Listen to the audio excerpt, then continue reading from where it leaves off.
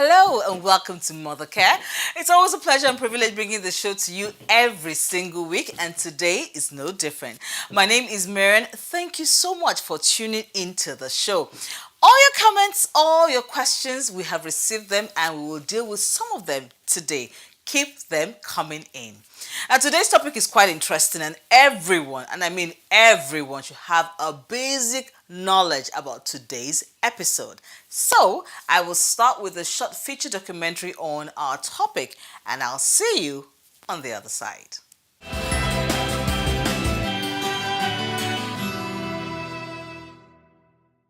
Genotype is a type of gene in the body. There are 6 types of genotypes: the AA, the AC, AS, CC, SC, and the SS. Oftentimes, only 3 types are talked about, probably due to lack of awareness. While for the blood group, there are 2 broad categories: the rhesus positive and the rhesus negative, which are the microorganisms found in the blood. Each category of the rhesus have 4 types, which consist of type A, type B, type AB, and the type O. The relevance of these categories is to reduce problems during blood transfusion and guide against sickle cell diseases in marriages.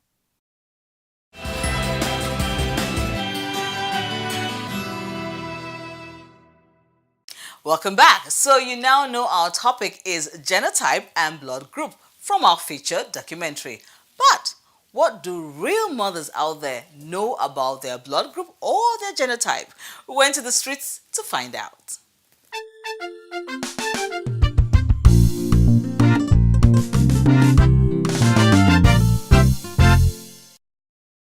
Blood group is talking about the blood that runs in your vein. We have several types of blood groups. We have the O positive, O negative, A positive, AB, and B, all positive or negative.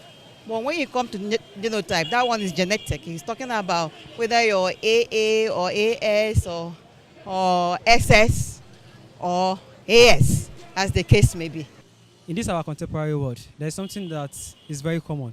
Most people don't actually know their blood group and genotype, and that has always been most of the complications we have around in terms of their offspring. It's very important to know your genotype, because in cases of marriage and basically marriage, you can't have 2 AS partners getting married, because there's every possibility of them giving birth to a child with sickle cell. I think people should really be conscious about this, because it's very important. Regardless of whether you know your genotype, you should also know your blood group. It's very important to understand the difference between the two, most especially for medical reasons. In case of accident or anything that you need to be transfused, you should, as a human being, know your blood group, where you belong, so that in case of transfusion, they will not make any mistakes. Welcome back. It's still Mother Care, and today our focus is on genotype and blood group. I've got Dr. Aki Odubiton in the house. He's a doctor. I'm going to say that first. And then he is currently a medical literacy expert. That means that he can break it down in the language the rest of us can understand, because doctors can be quite intimidating from the big language and that their scroll. I wonder whether in medical school they teach them how to write. Dr. Aki, I have not met a doctor yet who will write you a prescription in a way you understand. It's not, this picture is not for you. Like, it just blows my mind. Like, you guys go to a special school when we are all learning cursive. You guys go to another school. Rubbish writing. But Dr. Aki, I really, let's talk about genotype and blood groups. Let's start with genotype. What exactly would you explain it to be in a way that everybody understands? Okay, so genotyping is the basis for what we call sickle cell disease. Okay. Yes, sickle cell disorder, which then leads to sickle cell disease. Now, sickle cell disease has many components under it. So that's where you have the hand and foot disease, where you have the sickle cell anemia, and all different kind of crises we have in sickle cell disease. Genotype refers to, so we all have blood. And now here's what's interesting. Both blood group and genotypes refer to different types of blood Okay. that people can have. Now, when we talk about genotyping, we talk about blood cells. So everybody has blood, and there are different kinds of blood cells. So there are red blood cells, there are white blood cells, and there are platelets. Red blood cells have the task and function of carrying oxygen around the body. Oxygen, however, is in the air. So when you breathe in and breathe out, red blood cells are the ones who, inside the lungs, trap the oxygen in the air so that oxygen is available to the different parts of our body, to our hands, to our feet, to our legs, to our head, to our eyes, and every other part of the body. However, people who have a certain kind of genotype are unable to do so effectively. Their red blood cells, something happens to their red blood cells that we call sickling under certain conditions. When someone who has the sickle cell, so if you want to talk about genotype, there are three major classes of the genotypes you talk about. You talk about AA, AS, and SS. Okay. So people who have the SS genotype gene, and your gene refers to the DNA. So the DNA refers to, think of it as an architectural drawing, and then the blood is the building. So the drawing determines the building. So if there's a problem in the drawing, there'll be a problem in the building when it comes up. So people who have the sickle gene, which are the people who have AS and SS. Remember, it's AS, that S of the AS is the sickle. Okay. So people who have the AS have half of their genes as sickle. People who have SS have all or both as sickle. Okay, so now we understand genotype. Let's go to blood groups. So let's talk about the groups and, you know, you hear the universal donor, the only one person. Can you break that down? So my usual analogy when I'm talking about blood groups is that of, imagine there are 4 villages. Now in the first village, they eat only swallows. Okay. Only swallows. So they will do eba, they will do fufu, they will do whatever. They eat only swallows. In the second village, they eat only soups. Okay. Only soups. So they'll do ewedu, they'll do efo, they'll do vegetables, they'll do okra. I mean, all sorts of soups. That's what they eat only. Only. In the third village, they eat swallows and soups. Okay. Okay? And then, so they are eating, you know, have a good time. In the fourth village, they do not eat swallows. They do not eat soups. Okay. Yes. So what happens is, so now this is the broad classification of the 4 different kinds of blood groups. So there's blood group A, there's blood group B. So you can think of A as the one that eats swallows. You can think of B as the ones that eat only soups. Then there's AB, which is the one that eats swallows and soups. And then there's O, which is the one that does not eat swallows, does not eat soups. Now the issue is that now each of these villages have guardians. So when you come into the village if someone comes with soup into the swallow village, they will fight the person. Okay. They say, no, you cannot enter this village. So what happens is that now this classification became important because of the needs for blood transfusion. Yes. When we developed blood transfusion technology, as in the healthcare practice, what we found out was that some people just could not take blood from some other people. And in trying to understand why is where we came up and understood the classification of the different blood types. Blood group A, blood group B, blood group AB, blood group O. Now, O's, because they do not eat, think of them as, they don't eat swallows. They don't have therefore they don't have the guardians who prevent, people from being able to fight in that sense. And I'll explain a bit more in detail. So what we then found out was that because certain people couldn't get blood from everybody else, and the gist is, why do you even need to get blood? So there are 3 main reasons you need to get blood. One is if you have blood loss, which can happen during an accident, when a woman is having a period but it's extending way more than usual. That's anemia due to blood loss. It also happens in like sickle cell. Then there's what we call anemia due to, which is where the blood cells that are being formed are being destroyed Yes. So in one case, the person is losing blood externally. In the other case, the person is losing blood internally. Okay. Okay, so that's the anemia of blood destruction, which happens in sickle cell, which happens under certain kinds of other blood disorders. Sickle cell is not the only blood disorder.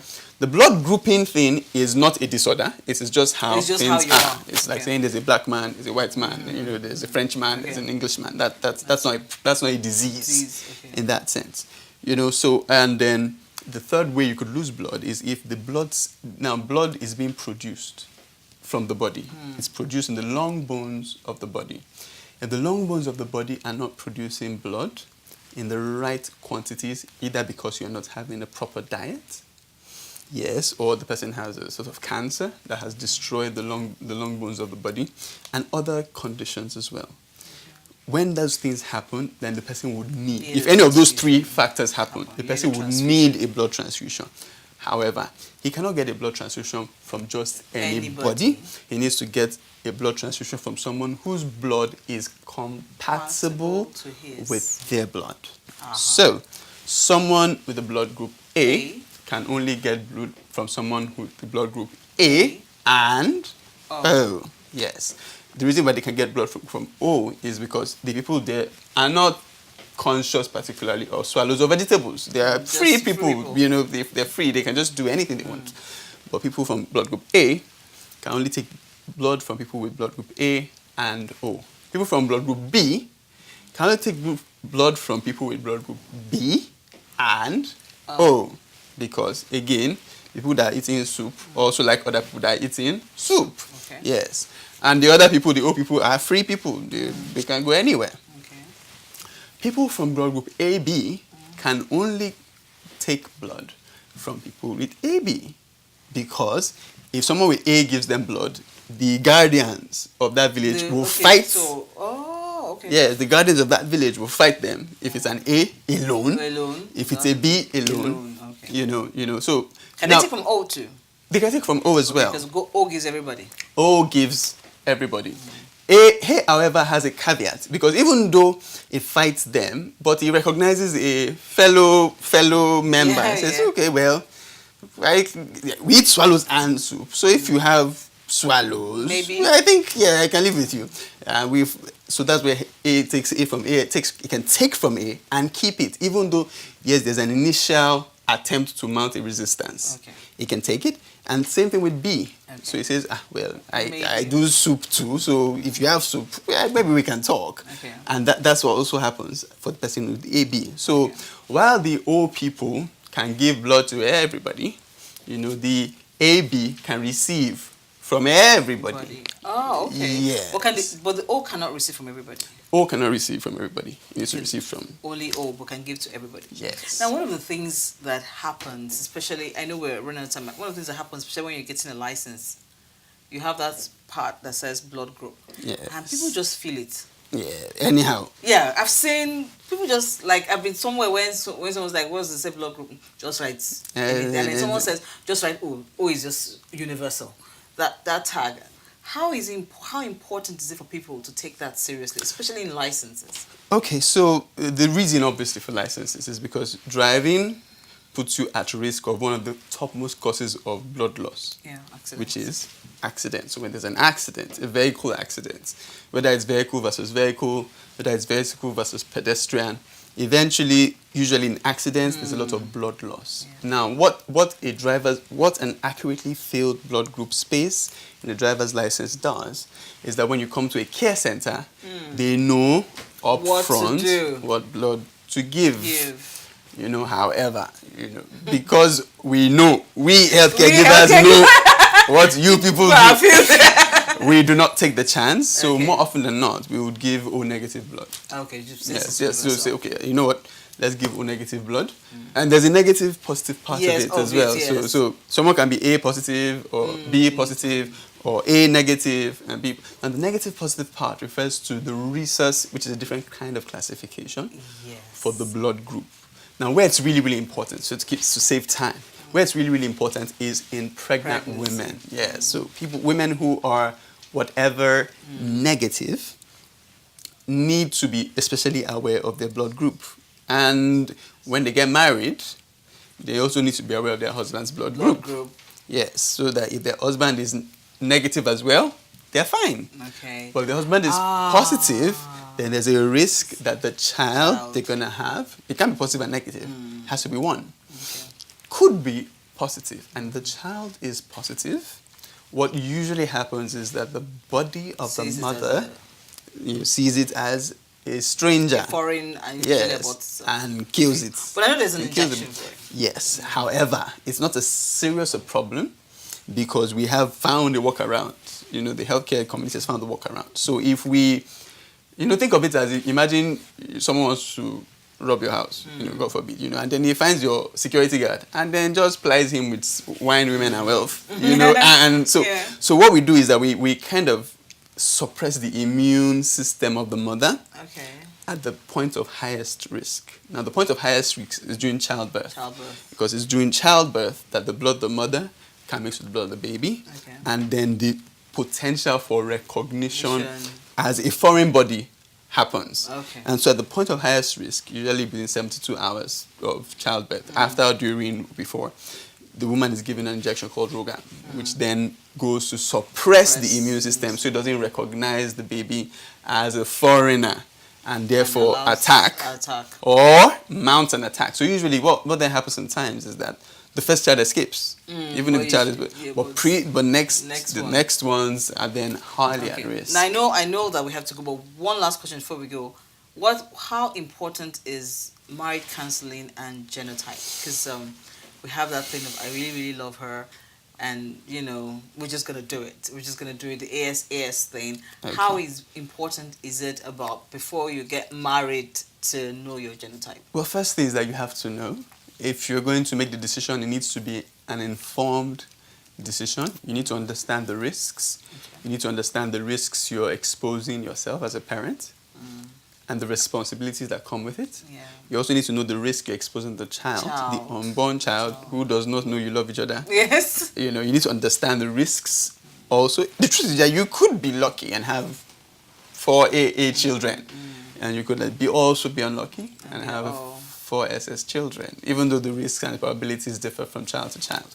And usually, it's really, honestly speaking, it's a 25% chance that you would have, if you have AA and AA. So if you have an AS parent, man, and an AS woman. I mean, SS should not marry SS. I mean, it just it doesn't make any sense to me as a caregiver, and I certainly hope it doesn't make sense to you. But, I mean, they say love is blind, but they also say marriage gives you glasses. Glasses, yes. When you enter into it. Marriage, parenting, and all that. But just the point is understand the risks and understand your options, as well as the responsibilities of parenting, and that comes with the disorder. Well, thank you so much, Dr. Aki. It was a pleasure talking with you again, and all the education and how simple it is to understand. Thank you so much. Okay, we'll take a short break now. Your questions are in. Don't worry, we're going to have our moment with the doctor right after this.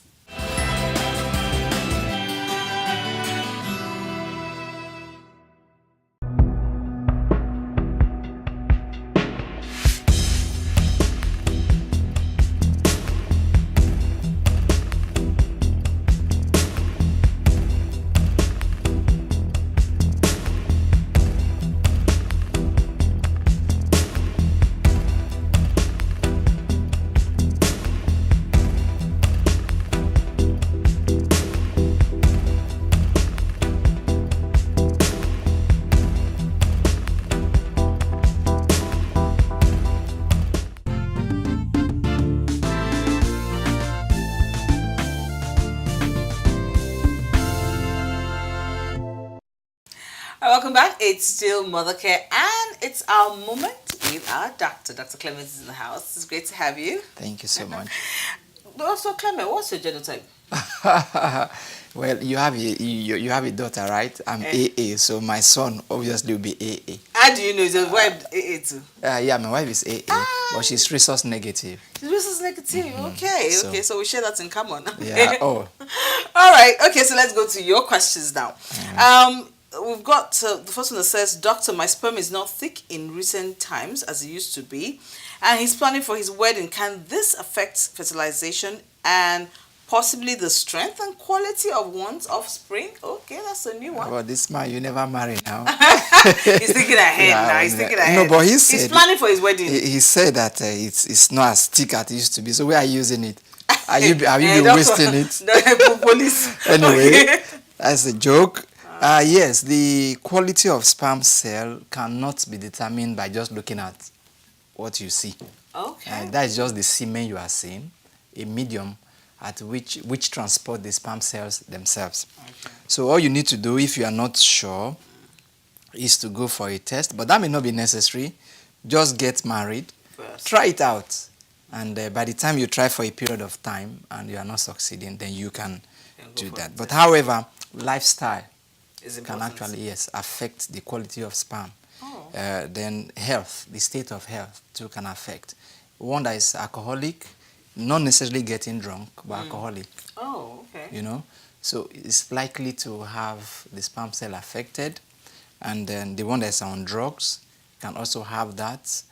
Some illness, diabetics, hypertension, and some other chronic illnesses, tuberculosis, can affect the quality of sperm cell. Okay, so we have to note all that. Yeah.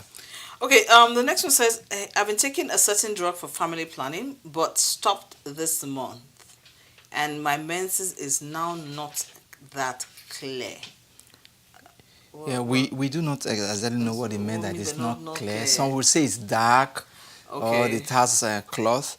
You know, when Yes, you yes. bleed excessively, when it's more than usual, you are likely to see cloth, showing that the system was trying to stop the bleeding. You know. Oh, is that why you see clots? Yeah, heavy is an indication that was heavy bleeding. Oh. So if that happens, yeah, it can happen with when you stop using a particular type of family planning. I'm sure she was using the injectables. Okay. I can assure you that with time, it will get better. Yes, it will. Okay, Adedoyin from Ibadan says, I usually have menstruation pain and I don't know the cause. What could the problem be? Menstrual pain. Yeah, menstrual pains. Is it that it just started now? Most likely, maybe it was not like that before. If it's not like that, then it could be as a result of infection. It could be, usually infection will be the first thing we want to think about here. Oh, okay. Menstrual irregularities could come from the fibroid, could come from infection, and menopause. We don't know how old this person is, okay. so it can, all of these combined can be a factor. Okay. Bolu from Ibadan says, can someone we always get these questions. Yeah. Can someone get pregnant even if she's on her period? We have said it to yes, so you can get pregnant. You can get pregnant. The thing is that that you are having your menses does not show the eggs are not viable. The sperms are viable, of course, but you're just producing them. The eggs can be viable for 72 hours. So if that happens and you're having your menses, it can fertilize and quickly go back and implant. So you can get pregnant. We don't want to get this question again. Ask us another question. You can get pregnant. You can get pregnant. Yes. If you don't want to get pregnant, take all your precautions. Don't say it's my menstrual period. All those are safe things. Yeah. Get us. Thank you, doctor, so much. Thank you for today's questions that you have answered. Keep your questions coming in. The doc will always be here and we'll have a moment with him and he will deal with your questions. Thank you for all of you who send from everywhere in Nigeria. It's really, really amazing. Some cities in Nigeria that I didn't even know existed. Thank you for all your questions and thank you, Dr. Clements. It's always a pleasure having you. Thank you so much. Okay, we'll take a short break. When we come back, it'll be time to wrap up Mother Care.